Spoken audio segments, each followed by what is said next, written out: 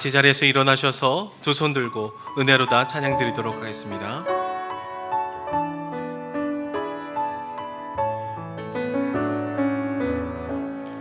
시작됐네 우리 주님의 능력이 나의 삶을 다스리고 새롭게 하네 자유하네 죄와 사망으로부터 나의 삶은 변하고나 충만하네 은혜로다 주의 은혜 한량없는 주의 은혜 은혜로다 주의 은혜 변함없는 신실하신 주의 은혜. 손을 내리시고 사도신경으로 우리의 신앙을 고백하겠습니다. 전능하사 천지를 만드신 하나님 아버지를 내가 믿사오며 그 외아들 우리 주 예수 그리스도를 믿사오니 이는 성령으로 잉태하사 동정녀 마리아에게 나시고 본디오 빌라도에게 고난을 받으사 십자가에 못 박혀 죽으시고 장사한 지 사흘 만에 죽은 자 가운데서 다시 살아나시며 하늘으로서 전능하신 하나님 우편에 앉아 계시다가 저리로서 산자와 죽은 자를 심판하러 오시리라. 성령을 믿사오며 거룩한 공예와 성도가 서로 교통하는 것과 죄를 사하여 주시는 것과 몸이 다시 사는 것과 영원히 사는 것을 믿사옵나이다. 아멘. 자리에 앉으셔서 찬송가 542장으로 하나님께 찬송 올려드리도록 하겠습니다.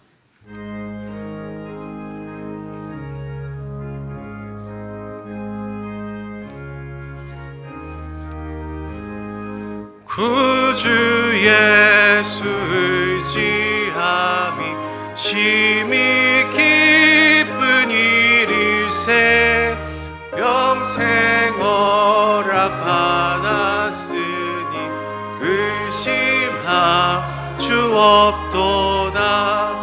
예수 믿는 것은 받은 증거 많도다. 예수 귀한 예수 믿음 더욱 주소서. 구주 예수 의지함이 심히 기쁜 일일세 주를 믿는 나의 마음 그의 피에 적시네. 예수 믿는 것은 받은 증거 많도다. 예수 귀한 예수 믿음 더욱 주소서. 구주 예수 의지하여 죄악 벗어버리네. 한위 받고 영생함을 주께 모두 얻었네. 예수 믿는 것은 받은 증거 많도다. 예수 귀한 예수 믿음 더욱 주소서. 구주 예수 의지하여 구원함을 얻었네. 영원 무궁지나도 주여 함께 하소서. 예수 믿는 모든 것은 받은 증거 많도다. 예수 예수 귀한 예수 믿음 더욱 주소서. 아멘.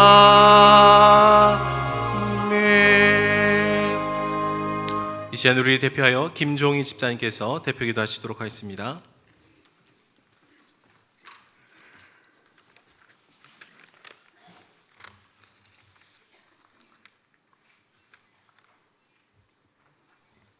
기도하겠습니다.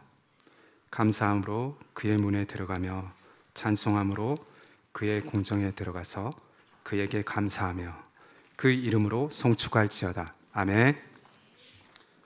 사랑과 은혜가 충만하신 하나님 아버지, 추수감사주의를 맞이하여 주님께 나와 예배와 찬양을 올려드리니 감사합니다. 올 한 해 각자의 삶에 풍성한 곡식과 열매를 맺게 하여 주시옵고, 때마다 하나님의 손길과 사랑을 경험하게 하신 은혜 또한 감사드립니다.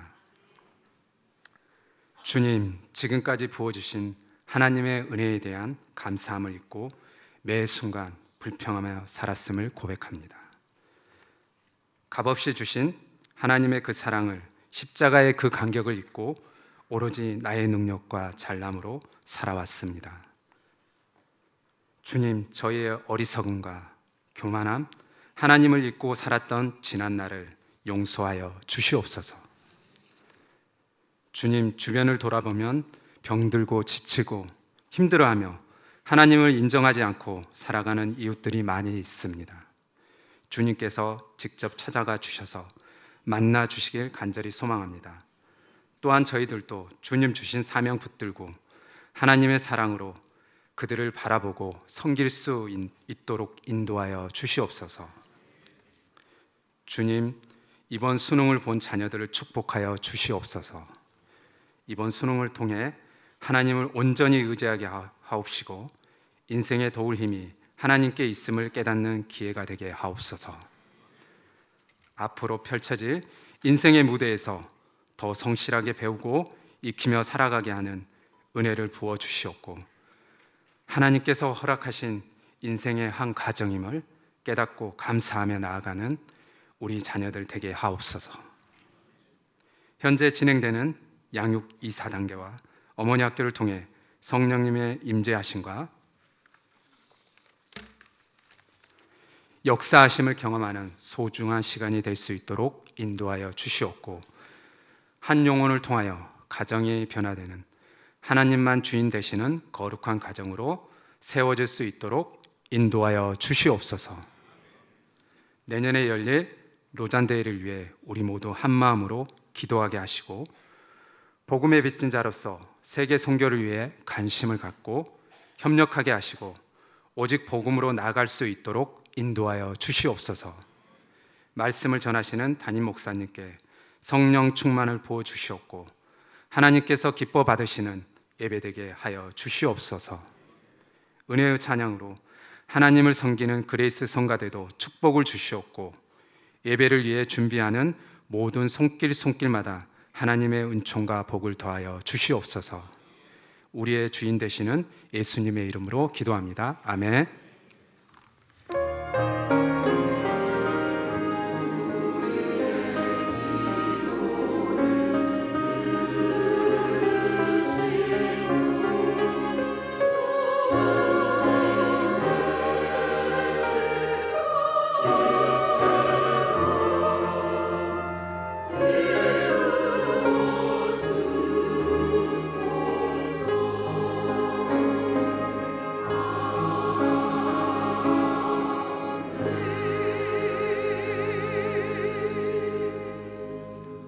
이 시간 성가대의 찬양과 함께 하나님께 헌금을 올려드리도록 하겠습니다.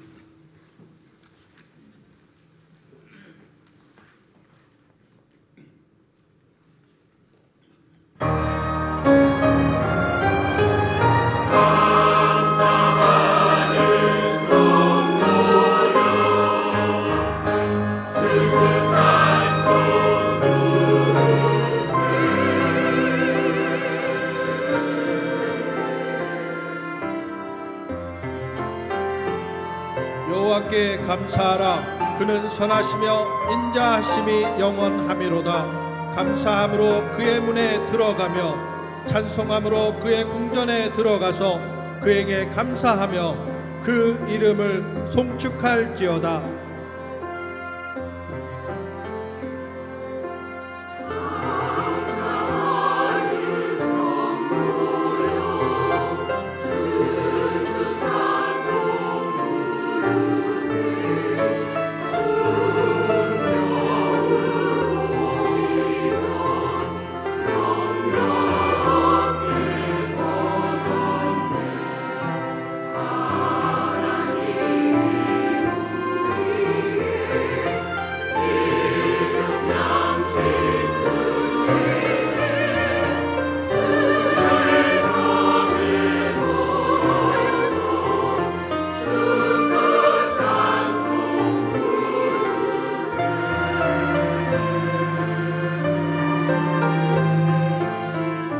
하나님은 우리에게 은혜를 베푸사 복을 주시고 그의 얼굴 빛을 우리에게 비추사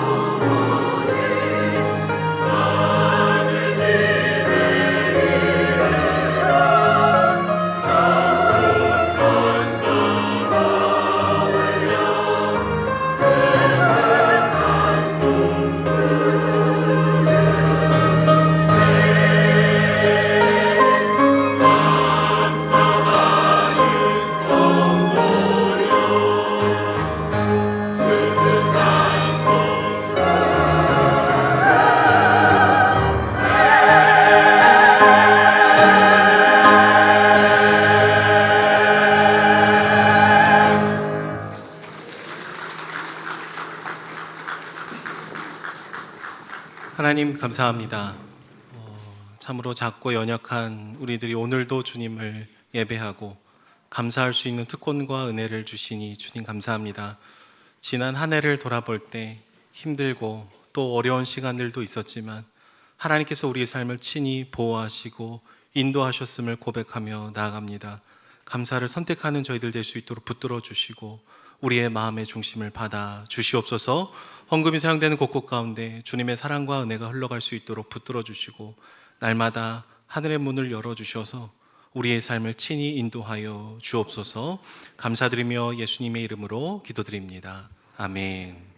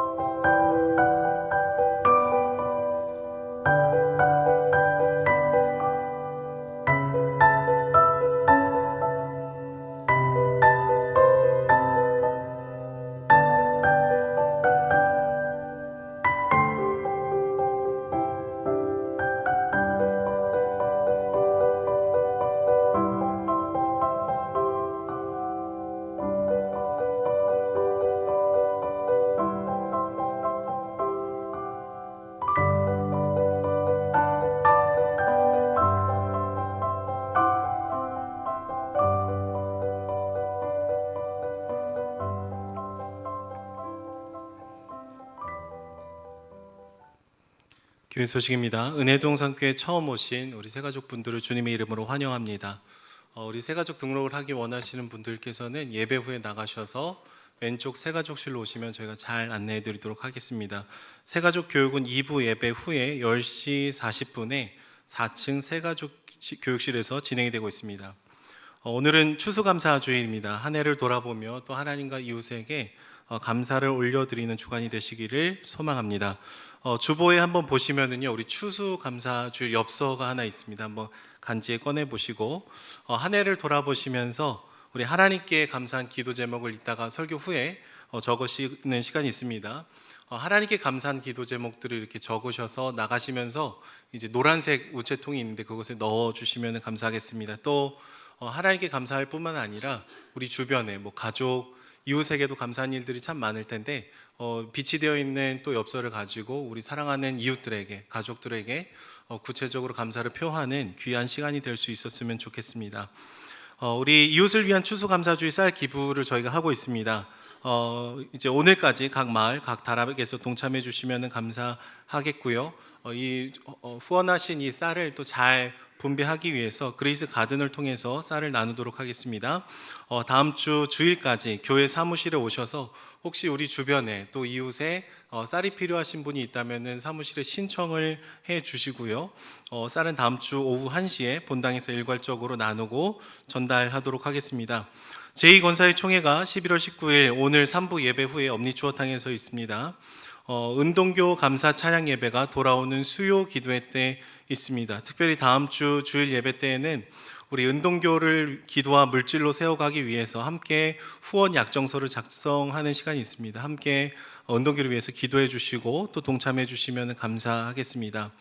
제4차 로잔대회 중보기도연합기도회가 11월 24일 금요일 저녁 8시에 있습니다. 지난주 광고에는 저녁 7시로 나갔는데 일정이 조금 변경이 돼서요. 저녁 8시부터 시작이 됩니다. 교회에서 출발은 저녁 7시이고요. 저희가 차량 준비를 위해서 반드시 비전홀 로비 앞에 있는 이 책상에 참가 신청을 해 주셔야 저희가 스타렉스에 이렇게 배치가 가능합니다. 그래서 꼭 기록을 해 주시면 감사하겠습니다. 성가대와 함께 성탄절 그리고 송구 영신 예배 때 특별 찬양을 하실 성도님들을 모집하고 있습니다. 연습 시간은 매주 주일 2부 예배 후에 30분에서 40분 정도이고요. 장소는 쉐마센터 2층 성가대실입니다.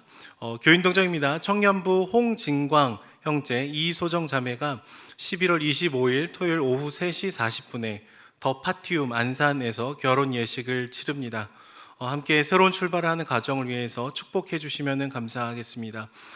또 어제 중등부를 섬기시는 우리 기혜중 강도사님께서 결혼 예식을 치렀는데요. 우리 감사한 마음을 담아 기석창 선교사님 가정에서 식당에 떡을 준비하셨습니다.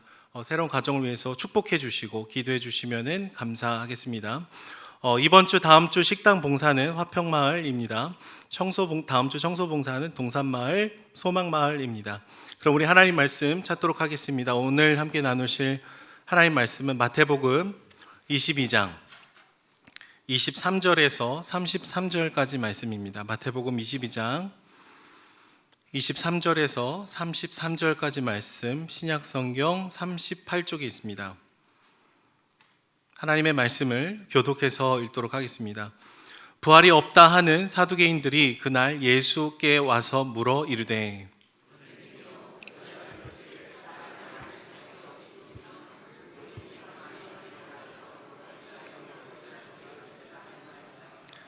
우리 중에 7형제가 있었는데 마지가 장가 들었다가 죽어 상속자가 없으므로 그 아내를 그 동생에게 물려주고 최후에 그 여자도 죽었나이다.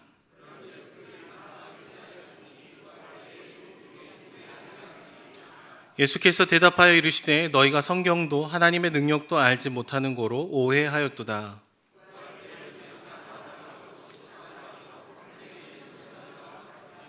죽은 자의 부활을 논할진대 하나님이 너에게 말씀하신 바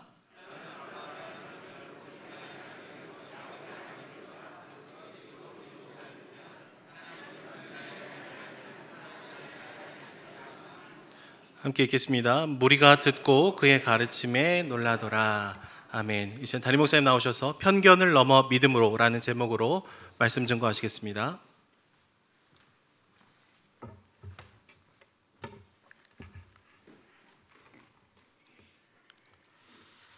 하루살이와 메뚜기가 만나서 친구가 되었습니다.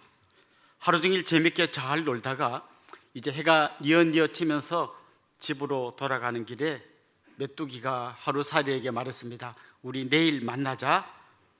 그랬더니 하루살이가 가면서 내일이 뭐지? 그렇게 갔다는 얘기가 있습니다.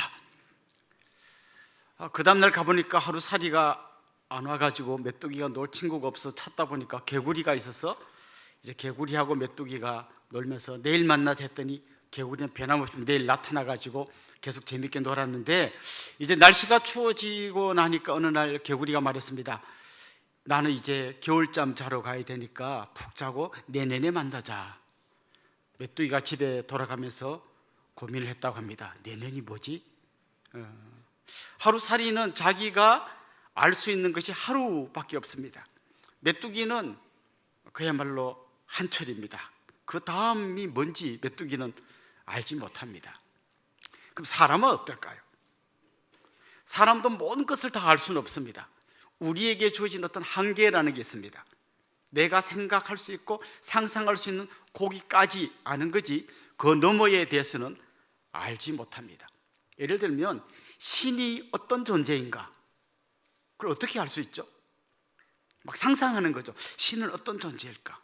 사람보다는 좀 뛰어날 거야. 근데 어떨까? 이럴까? 막 하다가 결국 만들어낸 신이 어떤 건가 하면 사람하고 좀 비슷한데 사람보다 좀 뛰어난 존재를 만들어냅니다. 대표적인 게 그리스 로마 신화에 나오는 신들입니다. 많이 읽어보셨죠? 주로 어떤 신들이 나오던가요? 그 신들은요 사랑하기도 하고 배신하기도 하고 질투하기도 하고 시기하기도 하고 죽이기도 하고 그냥 인간이 하는 거랑 똑같아요. 근데 인간보다는 좀 더 능력이 많은 정도. 그게 인간이 상상해낼 수 있는 최고의 신의 모습인 거죠. 인간이 만들어낸 신은 여기까지밖에 안 되는 거예요. 사람하고 좀 닮은 거 아니면 사람보다 좀 뛰어난 거 그걸 만들어내는 거죠. 이스라엘 백성들도 그렇게 하나님의 말씀을 들으면서도 잠시 방심하면 황금 송아지를 만들어 놓고 이게 하나님이라고 말하는 거예요. 그게 인간이 만들어내는 그 신의 한계인 거죠. 신의 존재만 그런 게 아닙니다. 우리가 경험해보지 못한 거 우리가 어떻게 알죠? 예를 들면 우리 죽은 다음에 어떻게 됩니까? 누군가 막 한 수많은 사람이 와서 내가 죽어봤는데 이렇더라 막 이렇게 다 얘기해주면 그걸 종합해서 이렇구나 하면 되는데 사실 죽은 사람은 돌아오지 못합니다. 그래서 사후 세계에 대해서는 우리가 어떻게 알까요? 이것도 인간의 한계와 지식의 범위 내에서 끊임없이 상상해내는 거죠. 아마 이럴걸? 이렇지 않을까? 이렇게 상상해내는 거예요. 그래서 뭐 어떤 여러 가지 이론들을 만들어냅니다. 죽으면 끝이다. 이 인간의 몸은 다 물질이고 영혼 같은 건 없고 죽으면 흙으로 돌아가고 그럼 끝, 없어지는 거다. 이렇게 생각하는 분들이 점점 많아지고 있습니다. 아니면 뭐 불교에서 이야기한 것처럼 인간은 끊임없이 윤회한다. 그런데 진짜 죽으면 끝인지 아니면 윤회하는지 이걸 어떻게 알 수 있을까요? 그럼 우리는 어떻게 알고 있습니까? 우리는 하나님의 존재에 대해서 어떻게 알고 있고 그 다음에 죽음 이후의 사후 세계에 대해서 우리는 어떻게 알고 있습니까? 앞에 말씀드린 여러 경우들은 사람들이 상상해서 자기들의 경험의 범위에서 상상해서 계속 알아낸 거고 우리가 지금 믿고 있는 거는 우리의 상상에서 나온 게 아니라 하나님이 성경 말씀을 통해서 계시한 걸 우리는 믿고 있습니다. 어차피 모든 사람은 다 믿는 거예요. 신이 있다고 믿든지 없다고 믿든지 뭐 죽은 다음에 천국과 지옥이 있다고 믿든지 아니면 윤회한다고 믿든지 죽으면 끝이 난다고 믿든지 모든 사람이 뭔가를 믿고 있어요. 난 아무것도 안 믿어. 그분은 아무것도 없다고 믿는 거예요. 하여튼 다 믿는 거예요. 근데 한 가지 차이가 있다면 그들은 인간의 경험에서 나온 걸 총동원해서 상상의 날개를 펴서 만들어낸 걸 믿는 거고 우리는 하나님이 우리에게 가르쳐 준 걸 믿는 거예요.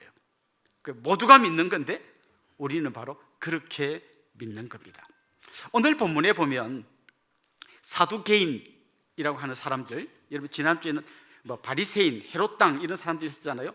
그 당시에 어떤 종교 일종의 파벌 같은 거죠.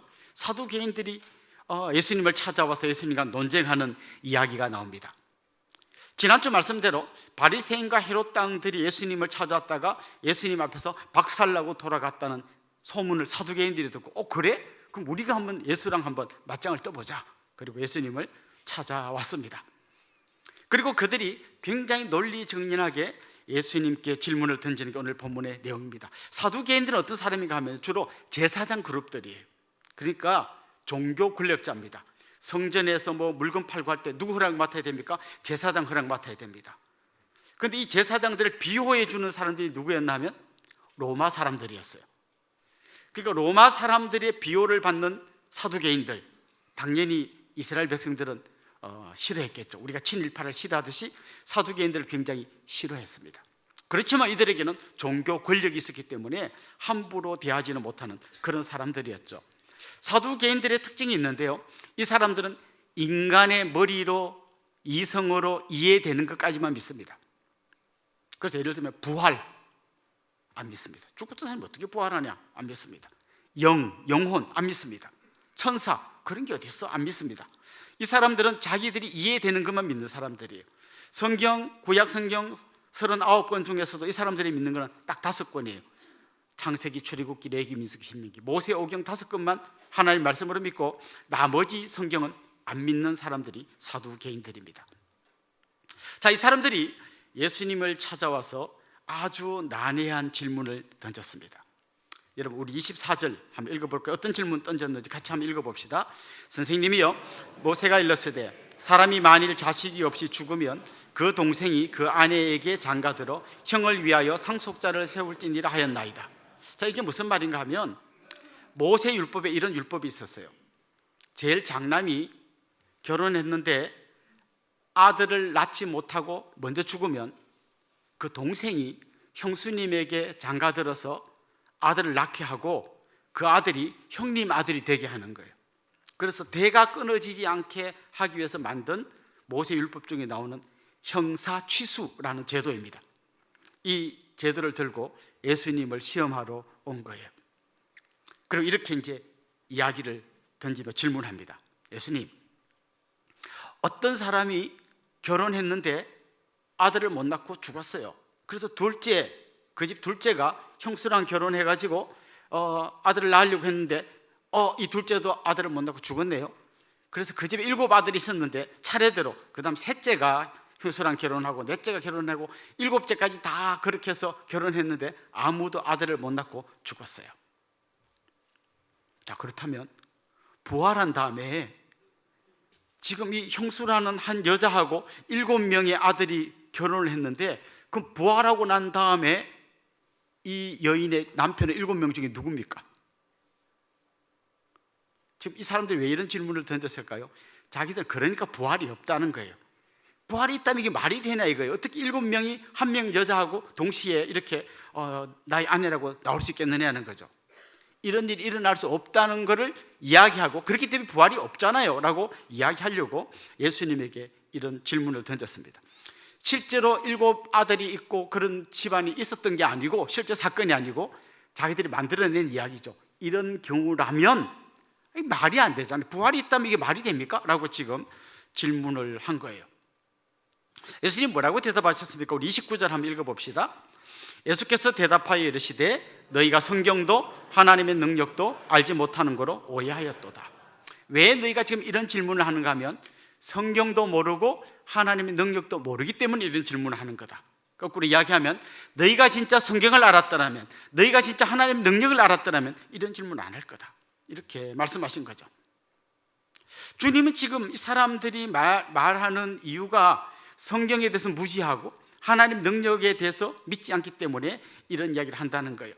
이 사두개인들은 자신들이 알고 있는 인간의 이성이라고 하는 그 좁은 틀 안에 하나님 말씀을 막 집어넣어 보다 보니까 안 들어가는 거예요. 이리 삐져나오고 저리 삐져나오는 거예요. 그래서 삐져나온 걸 다 잘라내고 자기들의 그 틀 안에 들어오는 것만, 요것만 믿겠다는 거죠. 그건 무슨 말인가 하면 하나님의 크신 능력이 인간이 이해 안 되는 건 다 잘라버리고 이해되는 것만 믿겠다는 거예요. 지금 그렇게 이야기한 거죠. 그래서 예수님이 설명해 주십니다. 부활이라는 게 진짜 있다. 그리고 부활하고 나면 그때는 여기서 땅에서 부부가 천국 가서도 부부가 되는 게 아니라 그때는 부부 관계가 아니라 부부 관계보다 훨씬 더 아름다운 관계, 모든 것을 다 이해하고 품어줄 수 있는 정말 너무 복되고 아름다운 관계가 되는데, 그 두 사람만 되는 게 아니라 천국에서 만나는 모든 사람들이 그렇게 너무너무 아름답고 복된 관계로 다시 만나게 될 거야, 이렇게 설명해 주신 거죠. 근데 보통 이 사두개인들도 그렇지만 요즘 우리도 비슷합니다. 뭐 천국이 있다면 천국 어떤 곳일까? 그럼 우리는 보통 어떻게 하는가 하면 지금 현실에서 좋은 게 천국에서도 있기를 원해요. 그래서 많이 물어보는 게 이런 겁니다. 목사님, 천국에도 골프장이 있나요? 이렇게 물어봅니다. 너무 골프를 좋아하는 분은 이렇게 천국이 좀 있으면 좋겠어요. 청소년들은 뭘 물어볼까요? 천국에서도 컴퓨터 게임을 할 수 있나, 이런 거 물어보는 거죠. 그러니까 지금 상상하는 게 우리가 알지 못한 하나님 예비한 놀라운 천국 대신에 자꾸 우리 인간 세상에서 아는 거기서 좀 더 연장해가지고 여름치 않을까, 이렇게 이야기하는 거죠. 그래서 천국 가면 막 골프를 치면 쳤다 하면 다 홀이는 되고 막 아주 그런 희한한 너무너무 좋은 천국이 있을 거라고 상상을 하는 거죠. 그래서 예수님은 너희들이 생각하는 것처럼 천국은 현실의 연장이 아니고 하나님이 더 놀랍고 완전히 새롭게 된, 우리가 상상할 수 없는 그런 세상일 거라고 이야기를 해줍니다. 그러면서 예수님께서 32절에 아주 중요한 말씀을 하셨는데 한번 같이 읽어봅시다. 나는 아브라함의 하나님이요 이삭의 하나님이요 야곱의 하나님이로라 하신 것을 읽어보지 못하였느냐? 하나님은 죽은 자의 하나님이 아니요 살아있는 자의 하나님이시니라. 이 말씀은요, 출애굽기 3장 6절 말씀을 인용한 거예요. 왜 주님이 출애굽기를 인용하신지 아시겠습니까? 사두개인들은 성경 39권 중에 5권만 믿는다 했잖아요. 창세기, 출애굽기. 그럼 출애굽기는 당연히 이 사람들이 믿는 거잖아요. 니네가 믿고 있고 알고 있는 출애굽기 말씀에 이런 말씀이 나온다는 거예요. 아브라함이 하나님, 이삭이 하나님, 야곱이 하나님이다라는 말이 나온다는 거예요. 그러면서 무슨 얘기를 하는가 하면 아브라함, 이삭, 야곱이 하나님이란 말은 옛날에 죽은 사람들 중에 참 똑똑하고 하나님 잘 믿은 그런 사람들이 하나님이라는 말이 아니고, 아브라함과 이삭과 야곱은 지금도 살아있다는 거예요.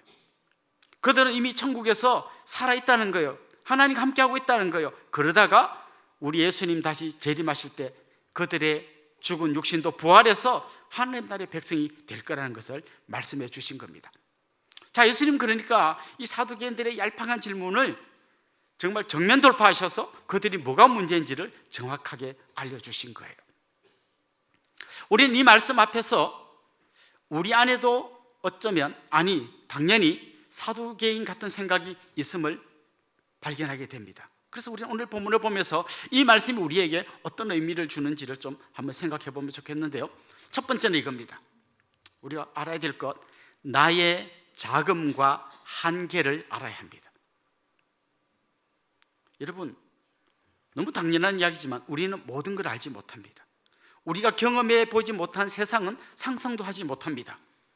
나는 아주 작은 존재이고 내 생각과 경험에는 엄청난 한계가 있다는 걸 알아야 합니다. 사실 요즘은 모든 사람이 제일 전문가잖아요. 그래서 누구랑 얘기해도 절대 안 밀려요. 자기 아는 대로 막 그냥. 근데 이걸 누가 맞는지를 가릴 방법이 없어요. 여러분, 이게 컵입니까? 아니면 꽃입니까? 두 사람이 우겨보세요. 누가 이길까요? 그게 목소리 큰 사람이 이기는 거예요. 아무도 이길 방법이 없어요. 얼마나 자기 생각들이 강한지요. 근데 그 전제가 뭔가 하면 마치 나는 모든 것을 다 아는 것처럼 이야기하는 거죠.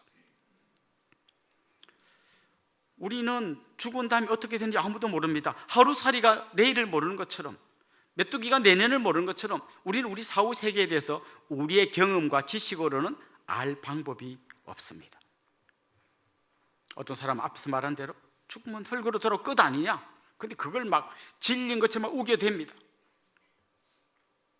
아무도 증명해내지 못하니까요. 우리 한번 이 아이들이 자라는 과정을 보면, 아이들이 보통 이제 우리 새 가족 오랜만에 한 20년 쉬다 왔습니다, 이런 분들 얘기 들어보면 대부분은요, 주일학교 때까지 교회 잘 다니다가 아니면 중고등부까지 다니다가 언제 주로 하나님을 떠나나 하면 대학 가면 하나님 많이 떠나요. 왜 그럴까요? 이제 대학 가서 아주 심오한 학문을 배우고 나니까 성경이 너무 시시해 보이는 거예요. 막 DNA가 어떻고, 막 나노 입자가 어떻고, 막 우주선이 어떻고, 우주가 어떻게 막 이런 걸 배우다 보니까 태초에 하나님이 천지를 창조하시니라. 이건 너무나 좀 황당하고 말도 안 되는 얘기 같이 들리는 거죠. 그래서 자꾸 신앙에서부터 이탈해 가는 거예요. 근데 한번 상상해 보십시오. 우리 뒷산에 가면 이제 개미들이 많이 있는데요.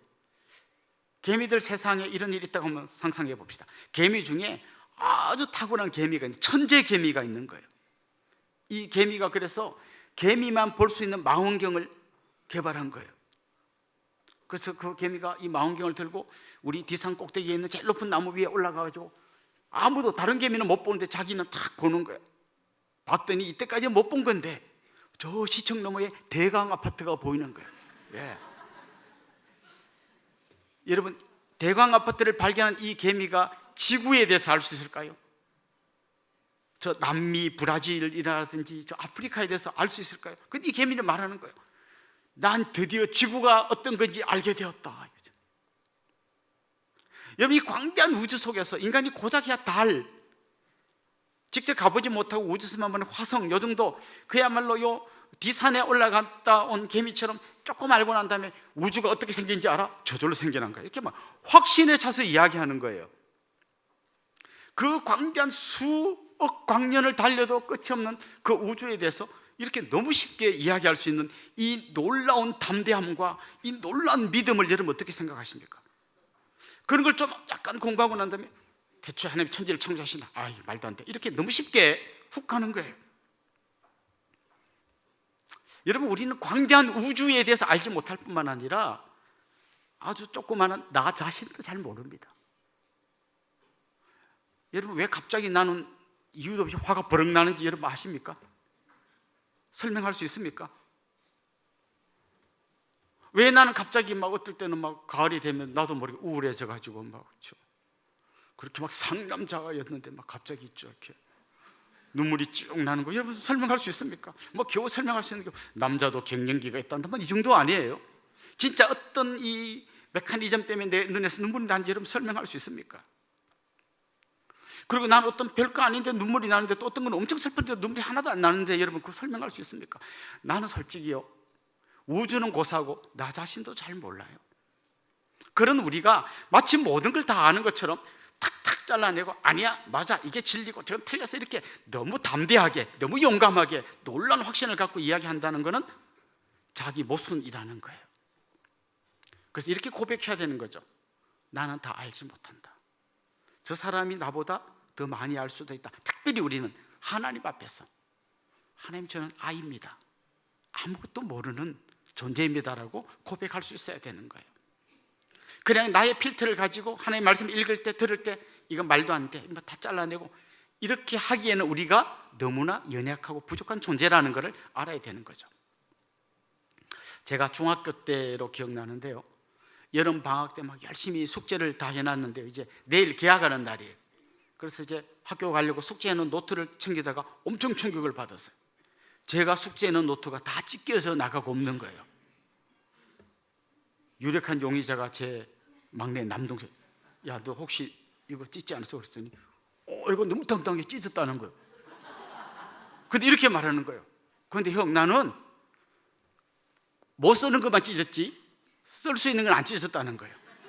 그 얘는 아직 안 쓴 노트는 남겨놓고 이미 다 써버린 못 쓰는 것만 찢었다는 거예요. 얼마나 확신했죠.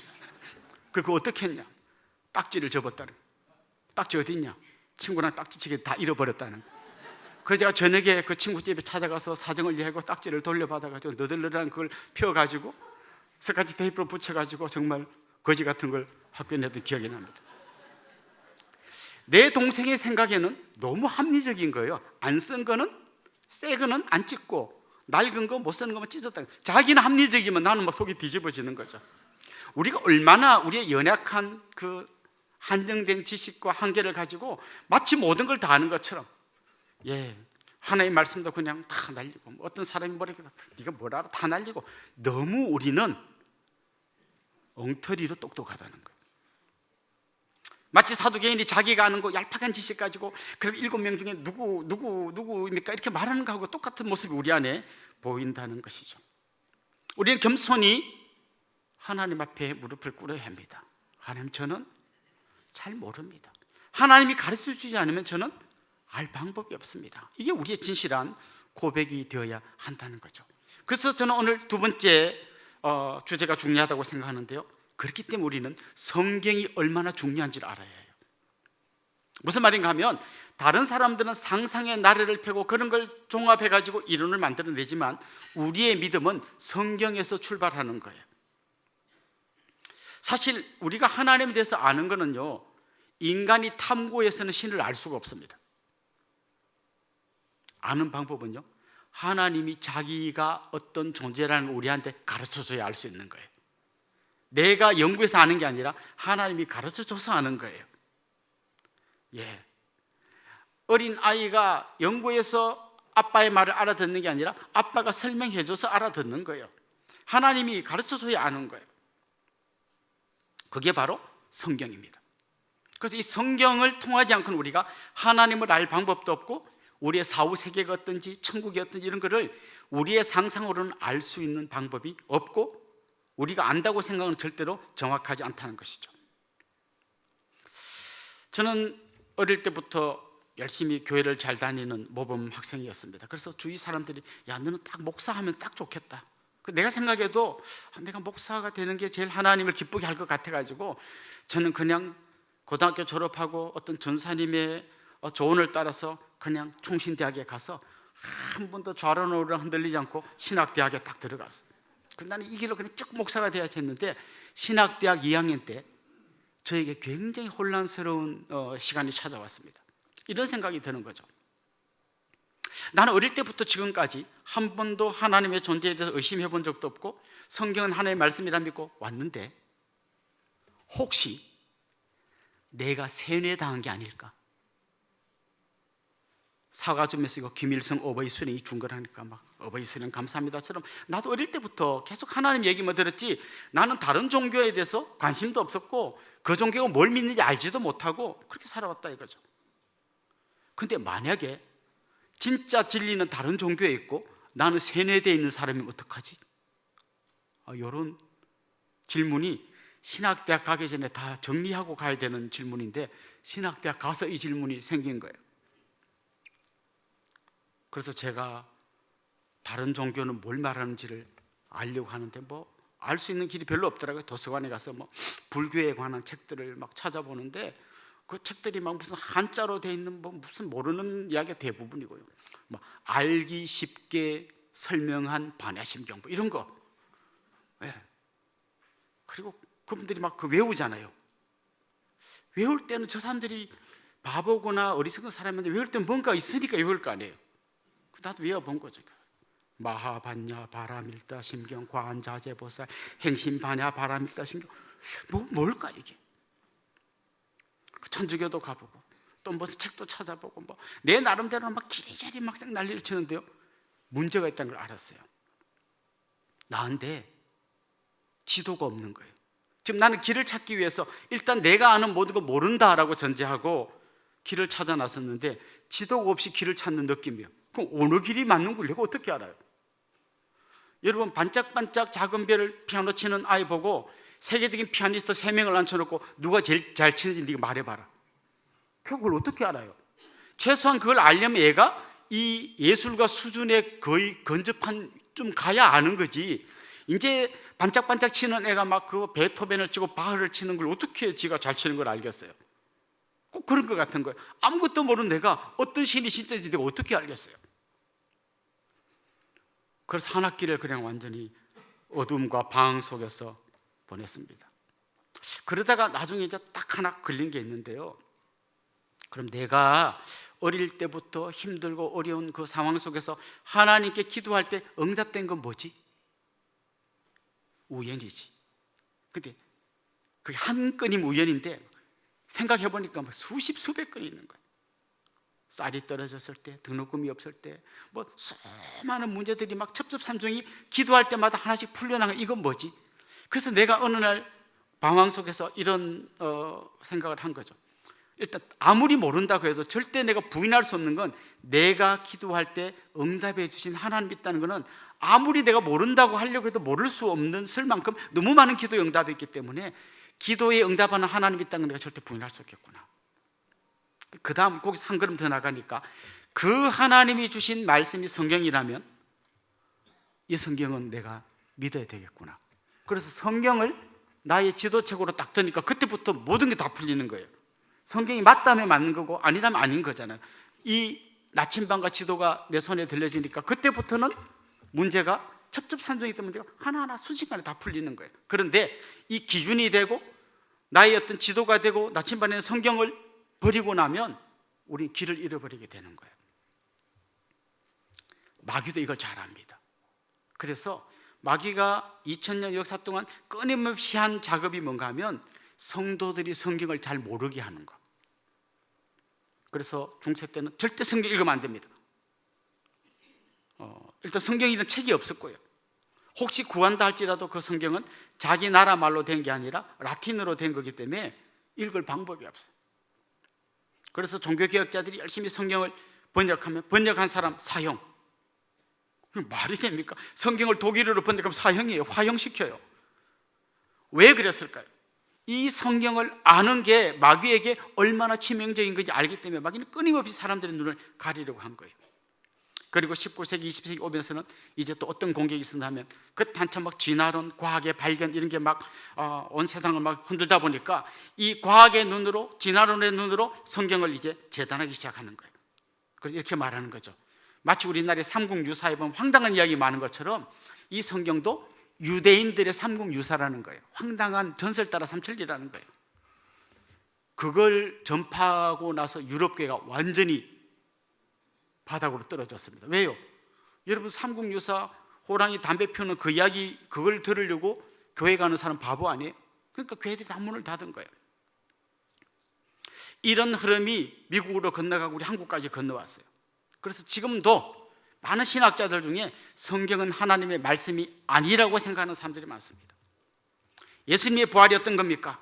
정말 예수님의 죽었던 육체가 되살아난 게 아니고 예수의 정신이 오늘 이 시대에 다시 구현되는 거, 그게 부활의 의미라고 이야기하는 걸 저는 우리 지역의 목사님한테 들은 적이 있습니다. 여러분 생각해 보십시오. 성경이 하나의 말씀이 아니면 우리가 왜 여기 앉아서 이러고 있습니까? 얼마나 바보 같은 일입니까?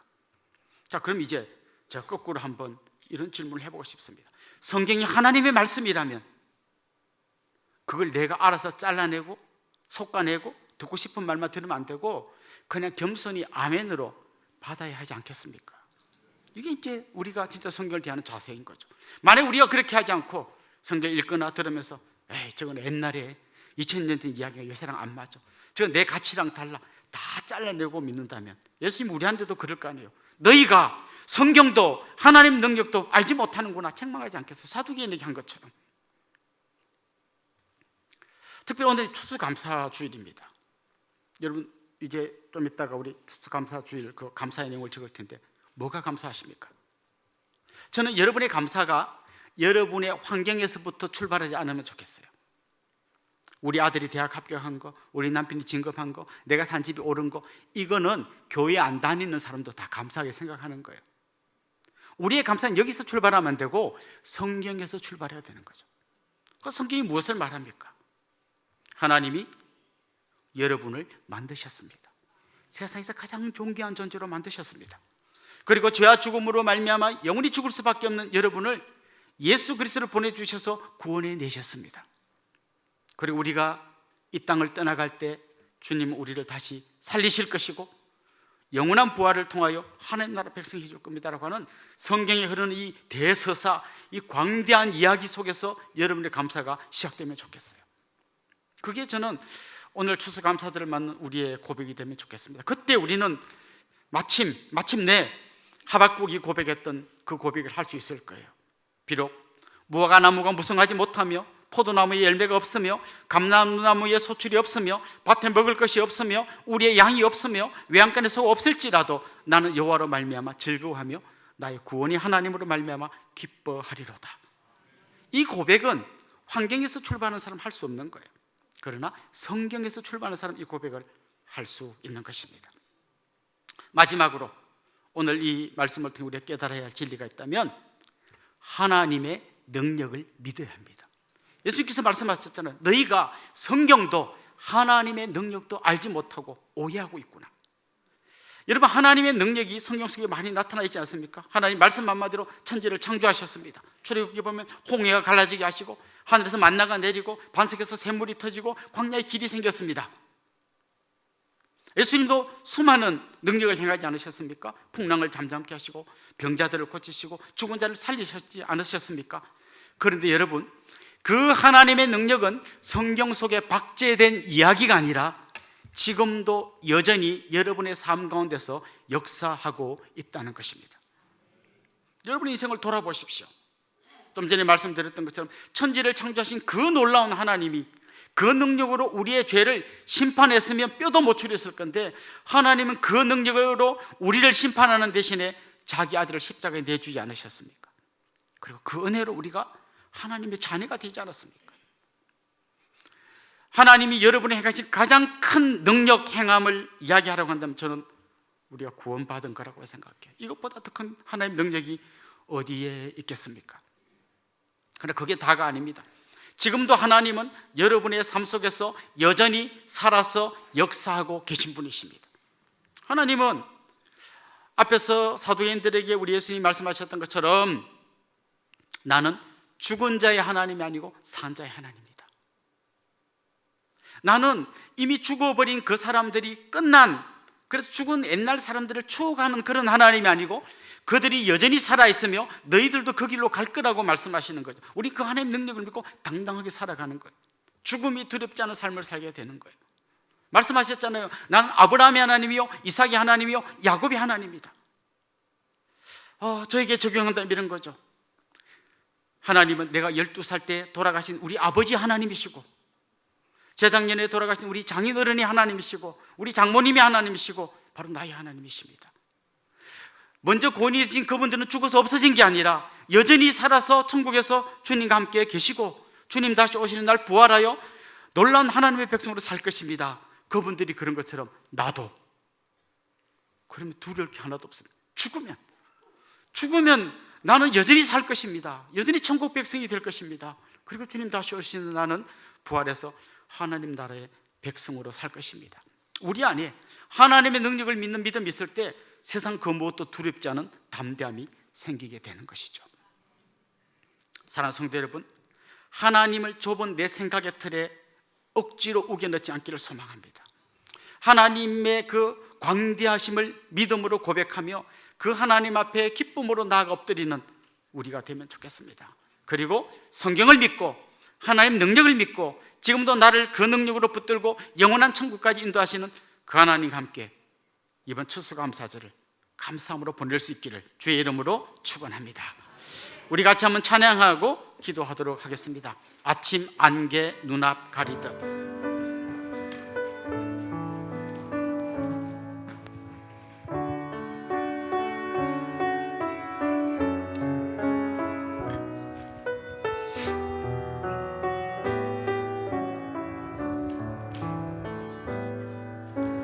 아침 안개 눈앞 가리듯 나의 약한 믿음의 심 쌓일 때 부드럽게 다가온 주의 음성 아무것도 염려하지 마라 빗줄기에 바위 베이듯 나의 작은 소망 사라져갈 때 보도하게 들리는 주의 음성 내가 너를 사랑하노라 외로움과 방황 속에서 주님 앞에 나아갈 때에 위로하시는 주님 나를 도우사 상한 나의 마음 감싸주시네 십자가의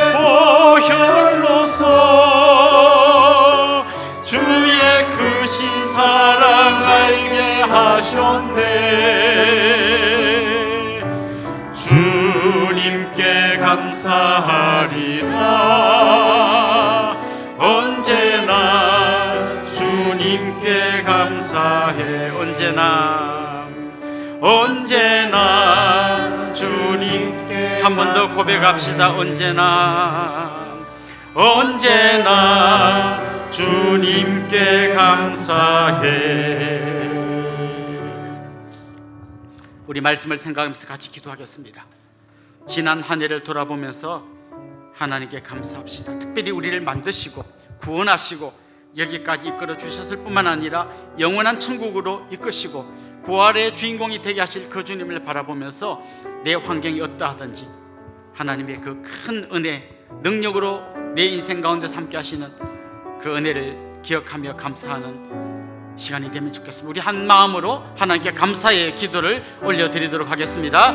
하나님 아버지 감사합니다. 추수감사절을 맞으면서 지난 우리의 삶을 돌아볼 때 하나님께서 우리를 만들어주시고 수많은 사람들 중에 하나님의 백성으로 선택하셔서 기적같이 여기까지 오게 해주시고 감사합니다. 정말 우주의 먼지만도 못한 나를 위해서 사랑하는 아들을 보내시고 십자가에 못 박혀 죽는 그 어마어마한 사건을 통해서 우리를 구원해 주시니 감사합니다. 뿐만 아니라 하나님께서 우리를 영원한 하나님 나라로 이끌어 가시고 죽음을 이기고 부활하게 하실 뿐만 아니라 하나님 나라 백성을 영원히 살게 하실 것을 믿음으로 고백하게 하여 주시니 감사합니다.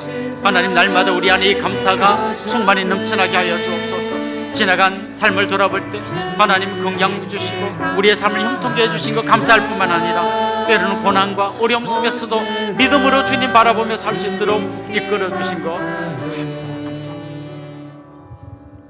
하나님 아버지,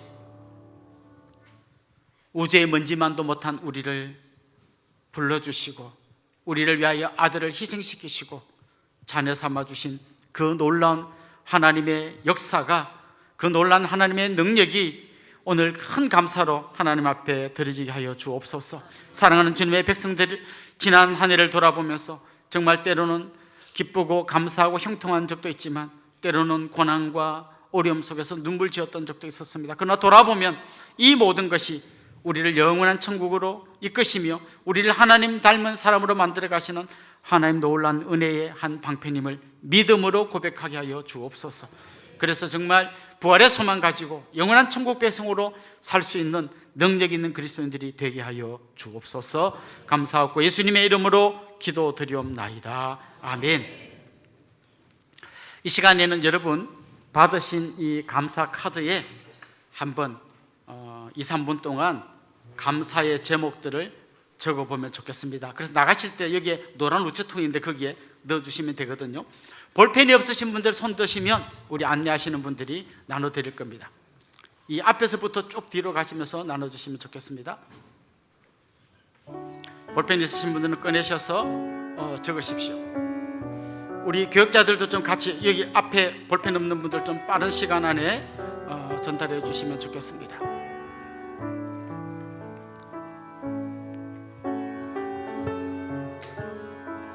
예, 볼펜 없는 분들 손 들어 주시고요.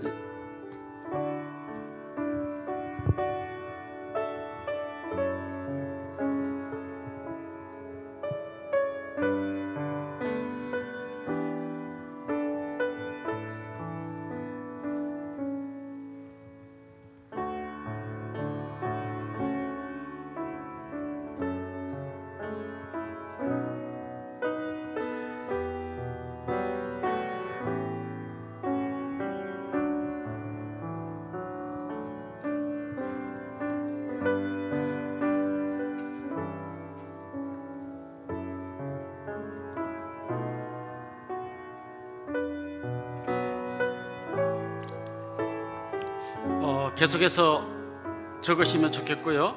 거기에 자기 보내는 사람의 자기 이름을 쓰셔서 나중에 우체통에 넣어주시면 나중에 감사 나무에 이 엽서를 걸도록 하겠습니다.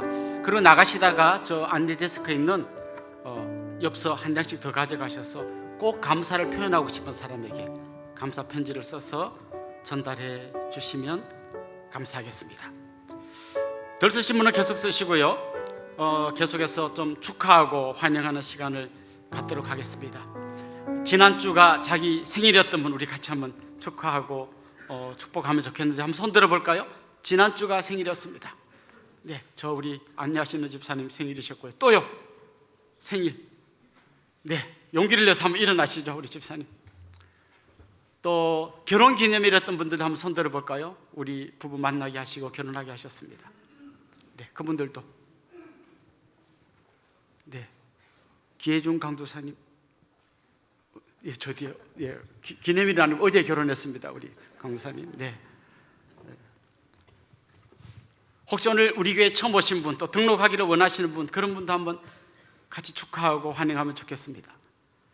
네, 우리 이분들 주님의 이름으로 환영하고 또 축복하도록 하겠습니다. 아주 먼 옛날.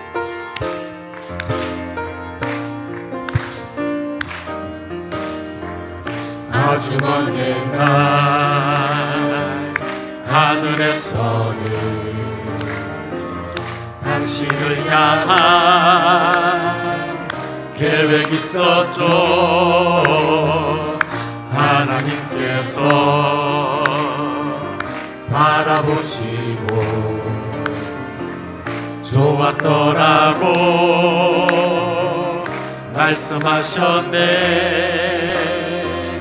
이 세상 그 무엇보다 귀하게 나의 손으로 창조하였노라.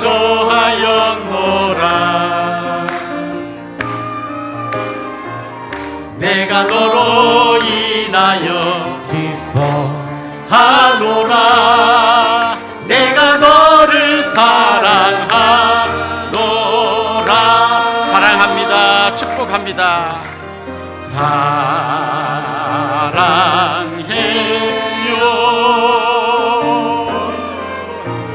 축복해요.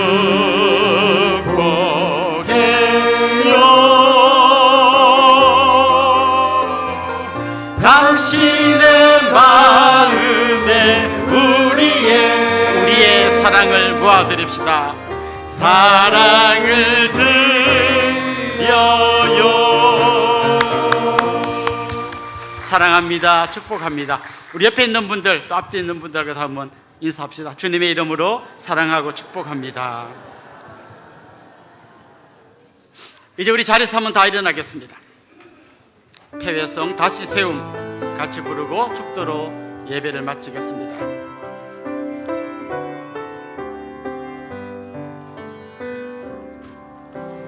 내게 주신 생명 전할 때 열매 맺게 하시고 우리에게 주신 사랑 더할 때 넘치게 하시네.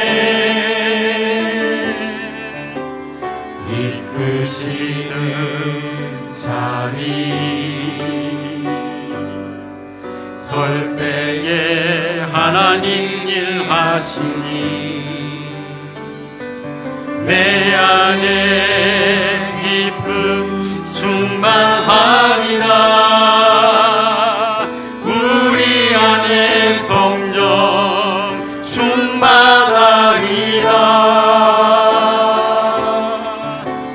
우리 함께 다시 세워가리. 어려움 속에서도 기쁨을 안고 주님 거하신 성전이 되어 그리스도 예수 안에서 함께 지어져 가리. 우리 주 예수 그리스도의 은혜와 하나님 우리 아버지의 극진하신 사랑과 성령님의 감화, 감동, 위로, 교통, 충만하심이 사랑하는 주님의 백성들과 그 가정 위에 이제로부터 영원토록 함께 있을지어다. 아멘.